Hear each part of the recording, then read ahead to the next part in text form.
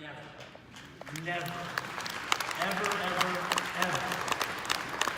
Unless your last name is Coors. I think they're doing okay, like money-wise. They may be made a little bit better that way.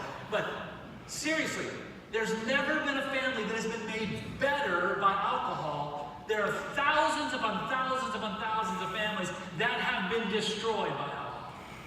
Now, if that's true, then if we as leaders in the church and leaders in our families and leaders as it relates to God's plan and God's kingdom on this earth, then when we sit down and when we drink, and that person sitting way in the corner over there looking at us who is struggling, whose family is falling apart, whose marriage may be falling apart, maybe their child who is like lost in addiction, and they're looking across the room and they know that we are a person who claims the name of Christ, and we're a person who talks about our Christianity and our faith and walking with God, and we're sitting in a booth and we're drinking too.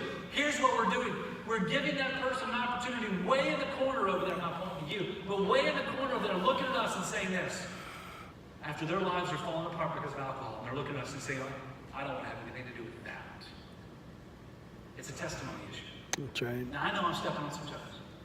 And I know I'll get some letters and some emails tomorrow. I posted something on Twitter last year about alcohol, and when I did, I got hundreds of responses angry because how dare would I say that alcohol is wrong? Some of them coming from pastors.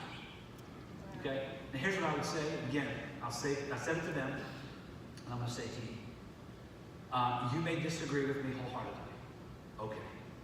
But I want to go all the way back to what my dad told me when I was a little kid. He said, I'm not going to get into the arguments of alcohol in the Bible, whether wine was good or whether it was bad or whether it was fermented. I'm not going to. All I know is this. When I was 14 years old, when I watched my dad getting sicker and sicker and sicker and sicker, and then at the age of 15, when I sat by his bed when he died because of cirrhosis of the liver because of alcohol, I lost my dad when I was 15 years old, my dad said.